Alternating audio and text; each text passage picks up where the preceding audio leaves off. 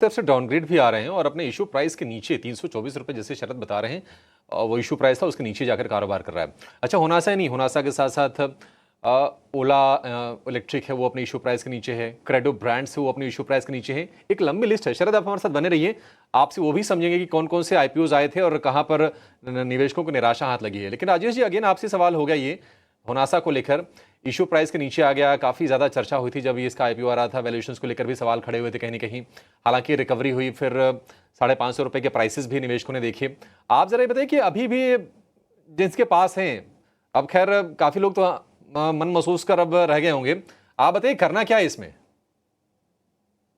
देखिए, हमारी cell call है इसमें और बहुत पहले से नतीजे खराब आए थे। अगर आप देखो तो जो दिग्गज कंपनियां हैं एफएमसीजी में, उनमें वॉल्यूम ड्रॉप देखा गया, भले वो अर्बन हो या रूरल हो, दोनों तरफ से। तो होनासा जो एक नीश मार्केट को कैटर करती है, वहाँ वॉल्यूम ड्रॉप होना एक लाजमी बात थी। और रहा जो नतीजे आए, वो एक्सपेक्टेशन से भी खराब आए।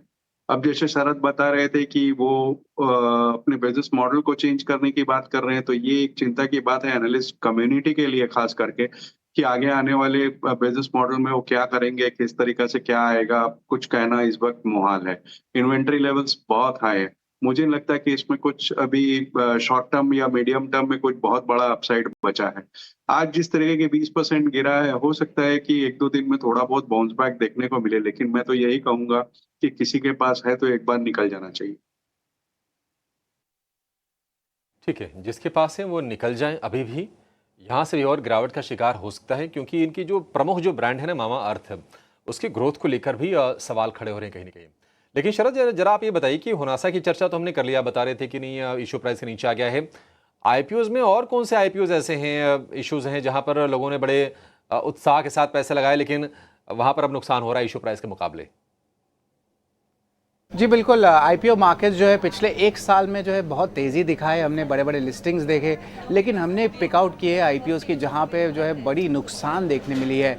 कभी-कभी आईपीओज़ ओवर प्राइस्ड रहते हैं, कभी स्टोरी लाइन डिफरेंट रहती है, पर धीरे-धीरे अब्जॉर्प्शन देखने मिलता है और इन स्टॉक्स में भी गिरावट देखने मिलती है। उसके कारण जो इन्वेस्टर्स होते हैं उनकी जो है मार्केट कैप इरोजन देखने मिलती है, शेयर होल्डर की जो है वेल्थ डिस्ट्रक्शन होती है। सबसे पहले बात करें तो होनासा कंज्यूमर और ओला इलेक्ट्रिक, इन दोनों स्टॉक्स पे बात करते हैं। ये आपके स्टार्टअप कंपनीज जो लिस्ट हुए हैं और अभी दोनों ही अपने इशू प्राइस से कम ट्रेड कर रहे हैं। मैं होनासा कंज्यूमर के बारे में इसलिए कहूँगा क्योंकि आज ही ये पहली बार जो है इनका जो ट्रेड बना है वो आईपीओ प्राइस के नीचे आ गया है। End of course Q2 numbers ख़राब थे और ओवरऑल उन्होंने जो है अपनी बिज़नेस मॉडल की चेंज डिस्ट्रीब्यूशन पे उस पर भी टिप्पणी की थी जो बाज़ार को अच्छी नहीं लगी। अब बात करते हैं कुछ स्टॉक्स को जो मेन बोर्ड आईपीओ के थे, जहाँ पे 30% से ज़्यादा का गिरावट उनके इशू प्राइस से देखने मिल रहा है। ये स्टॉक्स जो है फायर करिएगा स्क्रीन पे, देखेंगे क्रेडो ब्रांड्स आ रही है सबसे पहले लिस्ट पे, लगभग 38% का जो है आप कह सकते हैं इशू प्राइस से गिरावट देखने मिली है। उसके बाद Muthoot microfin, fed bank financial service, ESAF small finance bank, capital finance bank, बहुत सारे छोटे मझले बैंक्स में देख रहे हैं कि बड़ा सिग्निफिकेंट वेल्थ इरोजन हुआ है। उसके अलावा Deepak builders, western carriers, Tolin tyres, cross trading, उसके बाद सीगल जैसे कंपनीज में भी जो है अच्छी मोमेंटम थी आईपीओ के लिस्टिंग के समय। अब जो है आप देख रहे हैं कि यहाँ पे सेलिंग देखने मिल रहा है। याद रखिए बहुत सारे लॉक इन पीरियड्स भी खुलते हैं इस समय और पिछले 12 महीने में जो है एग्जिट्स भी देखने मिलती है। लेकिन अगर स्टॉक सस्टेन नहीं करता है तो आईपीओ में के बाद जो है वेल्थ डिस्ट्रक्शन भी होता है और वो इन सारे स्टॉक्स के लिस्ट में हम देख रहे हैं। इसके अलावा पॉपुलर व्हीकल, एक्मे फिनट्रेड, आरके स्वामी जैसे स्टॉक्स भी इस लिस्ट में शामिल हैं। तो ये है पूरे मेन बोर्ड आईपीओ का पूरी कहानी, जहाँ पे पिछले 12 महीने में जो स्टॉक्स है जो अपने इश्यू प्राइस से सस्ते अभी ट्रेड कर रहे हैं। ठीक है, शुक्रिया शरद। तो उत्साह तो था आईपीओ मार्केट में, लेकिन आप देखिए 30% तक के नुकसान अमूमन तमाम इन आईपीओज में हुए हैं।